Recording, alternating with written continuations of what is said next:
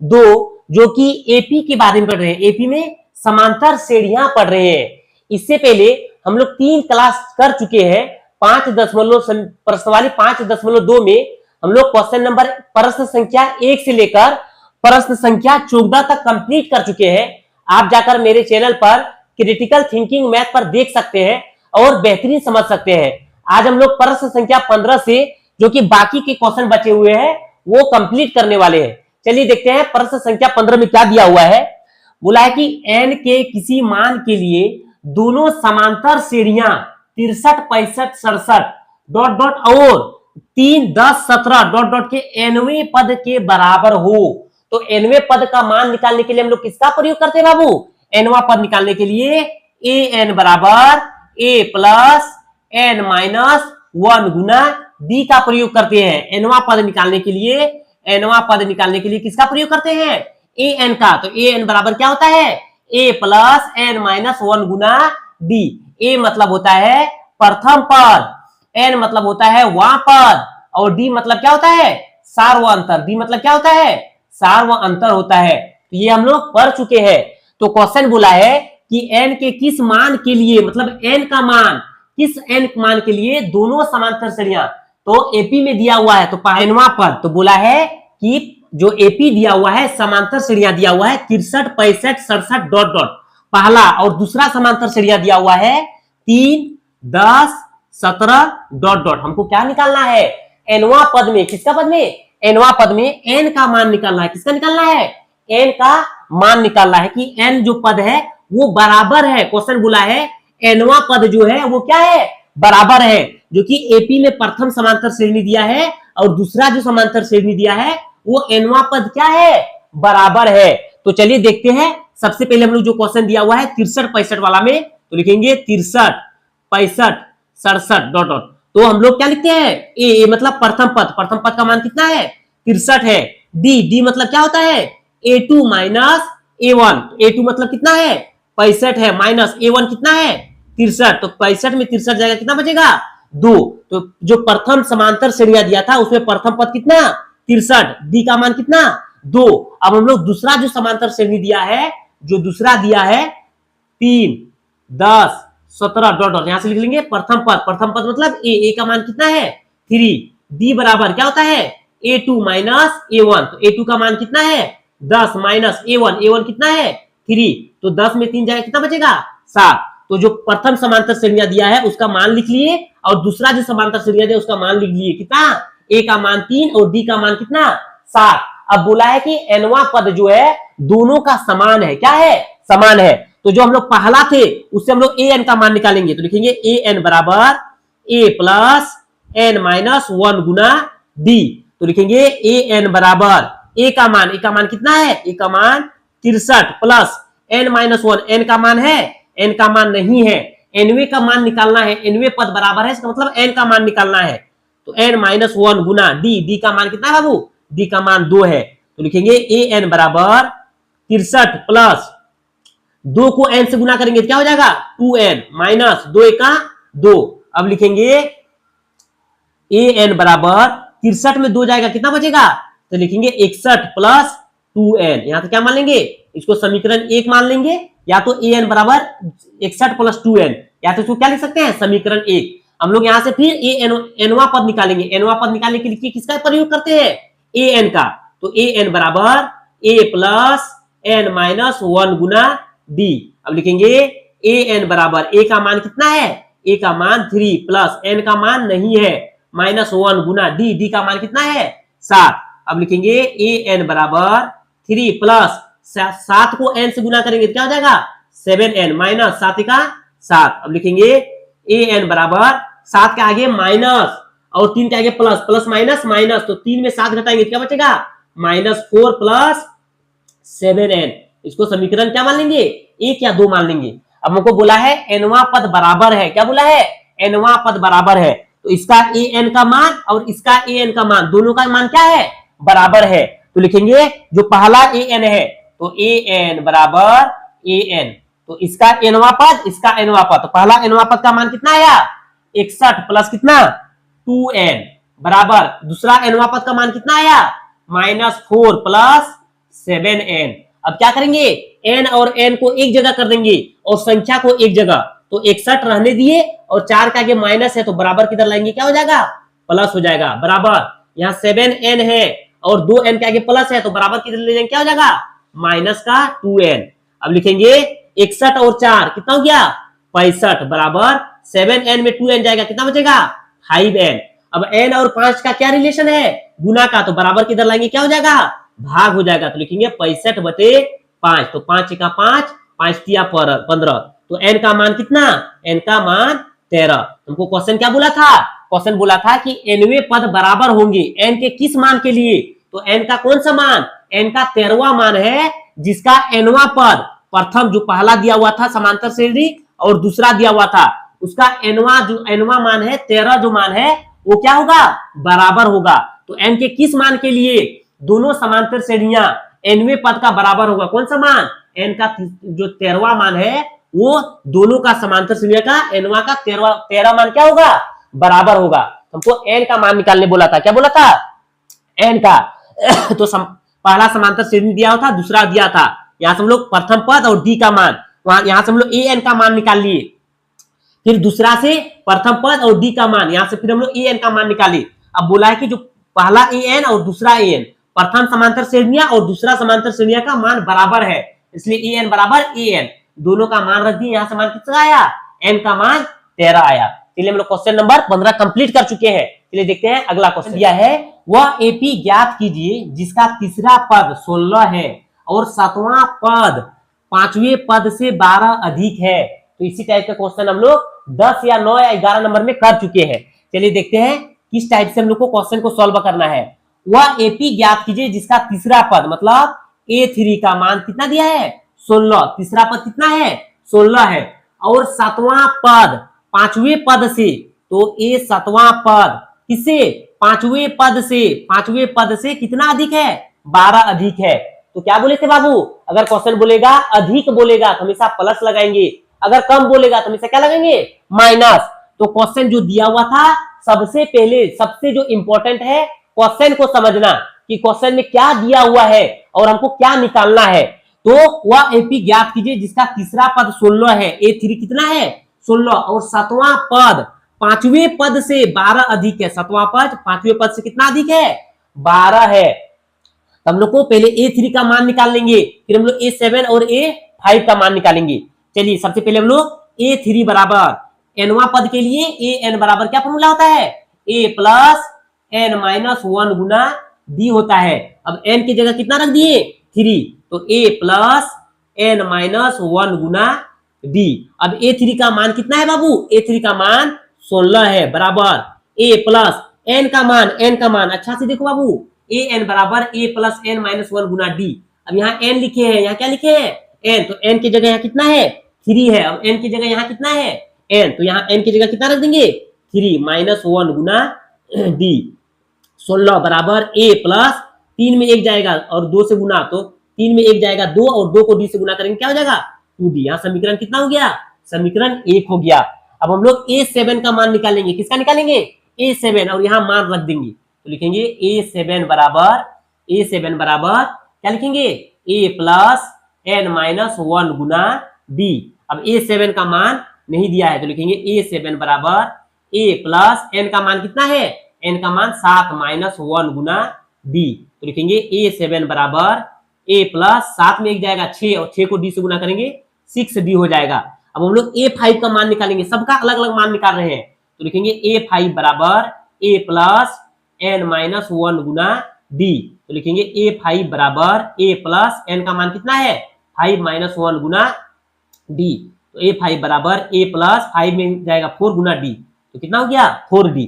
अब हम लोग बाबू A7 बराबर A5 प्लस 12d का मान रख देंगे, तो लिखेंगे A7 बराबर कितना दिया है, A7 बराबर A5 प्लस कितना दिया है, 12 दिया है। अब A7 का मान कितना आया, A7 का मान जो हम लोग निकाले a प्लस 6d, तो यहाँ लिख देंगे a प्लस 6d लिख देंगे, बराबर A5 का मान कितना है बाबू, अलग अलग निकालना है, या तो आप यहाँ जो लिखे हुए क्वेश्चन दिया हुआ है इसी में रख सकते हैं मान, हम समझाने के लिए और अच्छा समझाने के लिए अलग अलग निकाले।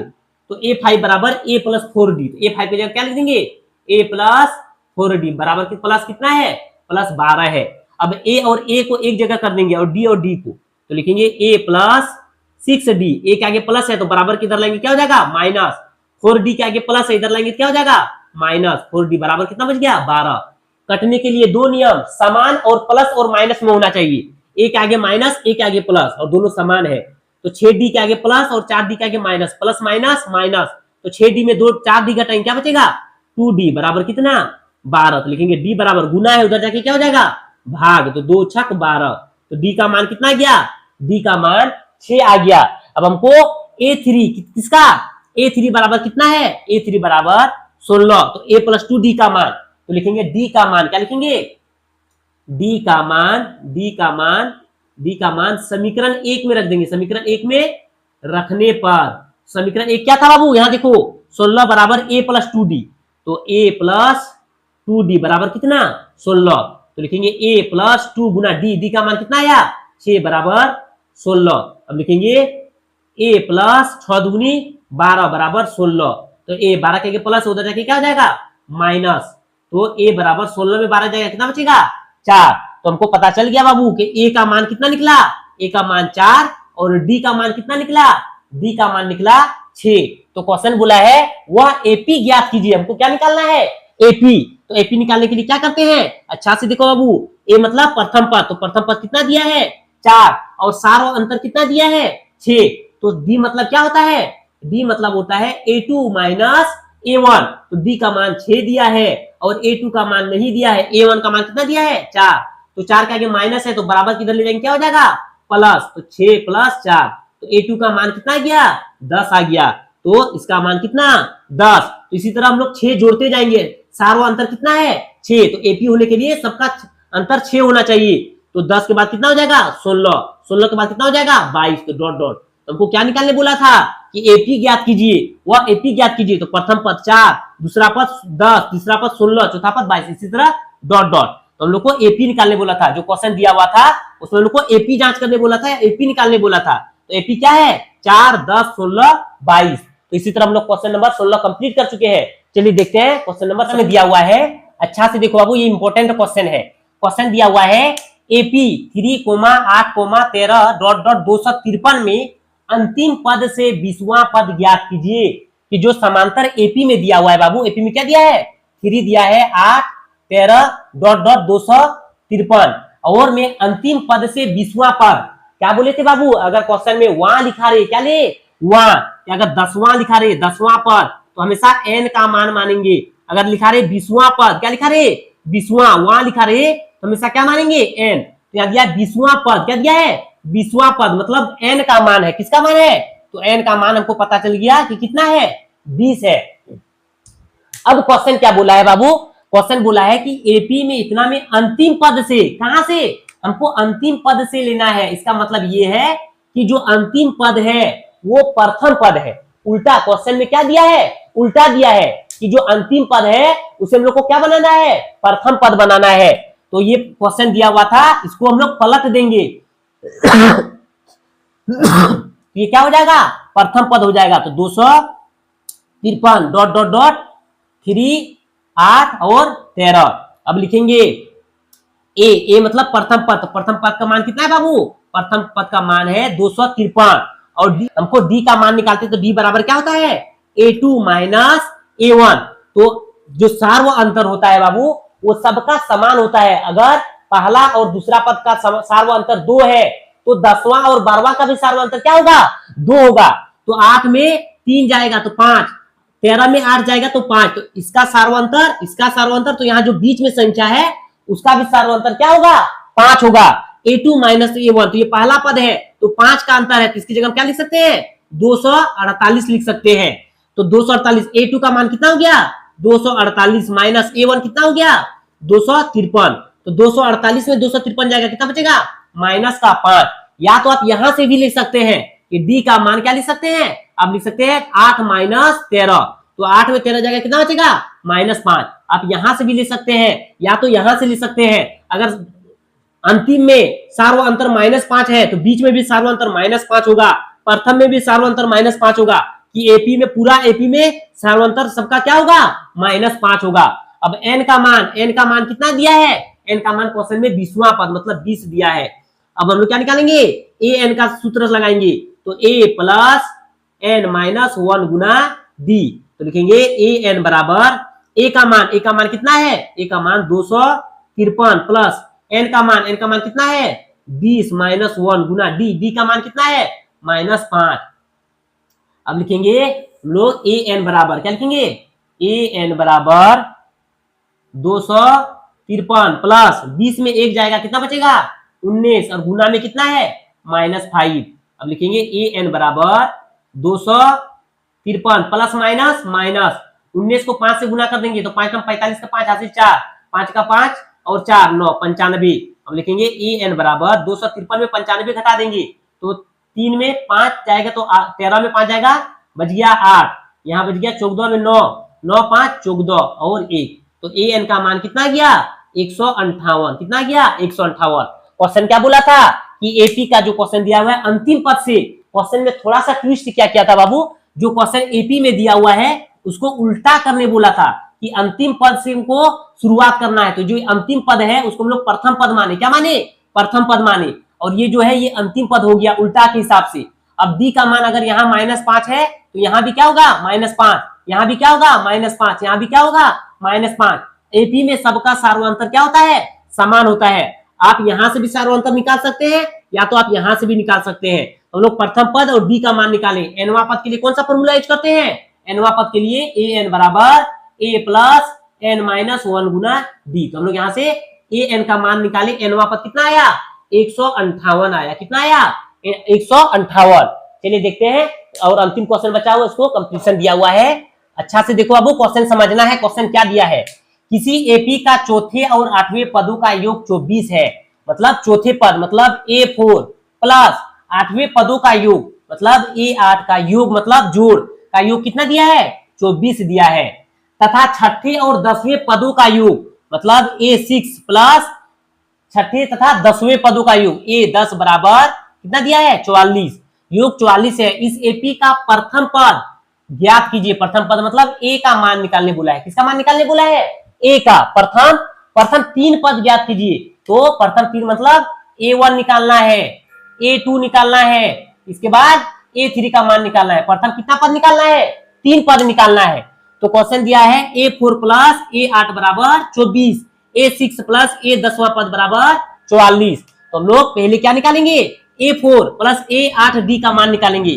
तो A4 बराबर A plus n minus 1 Guna D, तो लिखेंगे A4 बराबर A प्लस n का मान कितना है 4, तो 4 माइनस 1 गुना D, तो लिखेंगे A4 बराबर A प्लस 4 में 1 जाएगा 3 और 3 को D से गुना करेंगे तो 3D, तो A4 का मान कितना आया 3 प्लस A प्लस 3D। अब हम लोग A8 निकालेंगे, तो A8 बराबर A plus n minus 1 Guna D, तो लिखेंगे A8 बराबर A प्लस n का मान कितना है 8, तो 8 में 1 जाएगा गुना D, तो लिखेंगे A8 बराबर A प्लस 8 में 1 जाएगा 7 और 7 को D से गुना करेंगे तो 7D।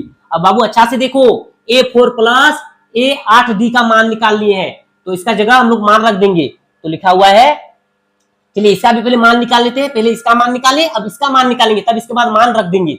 अब हम लोग A6 का मान निकालेंगे, तो A6 बराबर A plus n minus 1 Guna D, अब लिखेंगे A6 बराबर A प्लस n का मान कितना है 6 माइनस 1 गुना D, अब लिखेंगे A6 बराबर A प्लस 6 में 1 जाएगा 5 और 5 को D से गुना करेंगे तो 5D, तो A6 का मान कितना आया A प्लस 5D। अब हम लोग A10 का मान निकाल लेंगे, A10 बराबर A plus n minus 1 Guna D, तो लिखेंगे A10 बराबर A plus 10 minus 1 Guna D, लिखेंगे A10 बराबर A प्लस 10 में 1 जाएगा 9 और D।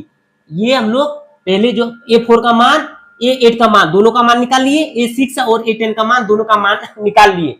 अब हम लोग जो मान निकाले हैं जो समीकरण दिया हुआ है दोनों समीकरण में मान को रख देंगे, हम लोग इसको डायरेक्ट भी निकाल सकते हैं, जैसे A4 का मान A प्लस 3D डायरेक्ट लिख सकते हैं, A6 बराबर A प्लस 5D ये भी लिख सकते हैं, तो ये कभी भी इस फॉर्मूला में अगर रखेंगे nवां पद के लिए A plus n minus 1 Guna D, तो ये कभी भी आपको भूल नहीं पाएंगे, इसलिए इसको हम फॉर्मूला में यूज कर रहे हैं। चलिए हम लोग मान रख देते हैं A4 प्लस कितना दिया है A8D, A8 बराबर कितना है 24। तो A4 का मान कहां निकाले, A4 का मान यहां निकाले। तो A4 का मान कितना है A प्लस 3D, इसकी जगह लिख दिए A plus 3D, A plus 3D plus A8 का मान, A8 का मान कहां है, A8 का मान यहां निकाले हैं कितना है A प्लस 7D।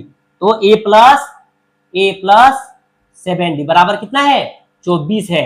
अब क्या करेंगे बाबू, हम लोग A और A जोड़ेंगे, कितना हो जाएगा A और A जोड़ेंगे तो हो जाएगा 2A, A और A तो कितना हो जाएगा 2A प्लस 3D और 7D जोड़ेंगे कितना हो जाएगा 10D बराबर कितना 24। तो समीकरण कितना हो गया 1 हो गया। हम लोग फिर दूसरा जो रखे थे उसका भी मान रख देंगे। तो A6 प्लस A10 बराबर कितना है 44 है। तो A6 का मान कितना है, A6 का मान कितना निकाले A प्लस 5D, तो लिखेंगे A plus 5D plus A10 का मान कितना निकाले, A10 का मान A प्लस 9D बराबर कितना है 44 है। A और A जोड़ेंगे क्या हो जाएगा 2A प्लस 5D और 9D कितना हो जाएगा 14D बराबर कितना 44। समीकरण कितना हो गया 2। अब हम लोग समीकरण 1 और समीकरण 2 को विलोपन विधि से A और D का मान निकालेंगे। किसका मान निकालेंगे A और D का मान निकालेंगे। विलोपन विधि में क्या करते हैं बाबू, किसी एक को समान करते हैं, या तो A को या तो D को। समीकरण 1 और समीकरण 2 में देखना है किसको समान को कर सकते हैं। तो समीकरण 1 में 2A है और समीकरण 2 में 2A, दोनों समान है। तो क्या कर देंगे, इसके आगे प्लस इसके आगे प्लस, तो कटने के लिए दो नियम, प्लस और माइनस और समान। समान दिया हुआ है, हमको सिर्फ माइनस करना है। क्या करना है माइनस। तो लिखेंगे समीकरण 1 को, क्या लिखेंगे समीकरण 1 को 2 में घटाने पर, क्या करने पर 2 में घटाने पर समीकरण 1 क्या है बाबू 2A प्लस 10D बराबर 24। समीकरण 2 क्या है 2A प्लस 14D बराबर 44। क्या किए घटाने के आगे प्लस, 2A के आगे माइनस, तो प्लस माइनस कट जाएंगे। अब 10D के आगे प्लस और माइनस, प्लस माइनस माइनस, तो 10D में 14D जाएगा कितना बचेगा माइनस 4D बराबर प्लस माइनस माइनस, 24 में 44 जाएगा क्या बचेगा माइनस 20। माइनस से माइनस गया, 4 और D का गुना है, उधर जाके क्या हो जाएगा भाग। तो लिखेंगे 20/4, तो 4 पंचे 20। तो D का मान कितना गया, D का मान 5। अब क्या करेंगे D का मान समीकरण 1 में रख देंगे। क्या लिखेंगे, लिखेंगे D का मान समीकरण 1 में रखने पर। समीकरण 1 क्या है बाबू, समीकरण 1 क्या है, समीकरण 1 है 2A प्लस 10D। तो लिखेंगे 2A प्लस 10D बराबर कितना 24। तो लिखेंगे 2A प्लस 10 गुना D का मान कितना है, D का मान 5 बराबर 24। तो 2A प्लस 10 पंचे 50 बराबर 24। 50 के आगे प्लस है तो बराबर को उधर जाके क्या हो जाएगा माइनस, तो 24 माइनस 50। तो लिखेंगे 2A बराबर, अब 10 में 4 जाएगा कितना बचेगा 6, और 4 में 4 2, 26। अब गुना है उधर जाके क्या हो जाएगा भाग, तो 26/2। तो 2 2 तिया 6, 24 से 50 तो माइनस या माइनस एक माइनस। हमको क्या किया प्रथम पद -13, हमको अगला दूसरा पद निकालना है। तो दूसरा के लिए क्या करते हैं A1 प्लस D। तो A1 किया है -13 प्लस D का मान कितना है 5, तो -13 और प्लस 5 कितना बचेगा -8। हमको अगला पद तीसरा पद निकालना है। तो A2 प्लस D, तो A2 क्या है -8 और प्लस 5, तो इतना -3। तो प्रथम पद कितना आ गया -13, दूसरा पद कितना आया -8, तीसरा पद -3। तो ये हमको अगला 3 पद निकालने बोला था। तो हम लोग क्वेश्चन प्रश्नावली 5.2 में जो कि बाकी के क्वेश्चन बचे हुए थे 15 से लेकर 20 तक आज हम लोग कंप्लीट कर चुके हैं। चलिए हम लोग मिलते हैं फिर अगले नेक्स्ट क्लास में। अगर आपको अच्छा लग रहा है, अगर समझ में आ रहा है तो मेरे चैनल को सब्सक्राइब कर दीजिए, लाइक कर दीजिए, अपने दोस्तों तक शेयर कर दीजिए। चलिए मिलते हैं अगले नेक्स्ट क्लास में। Thank you.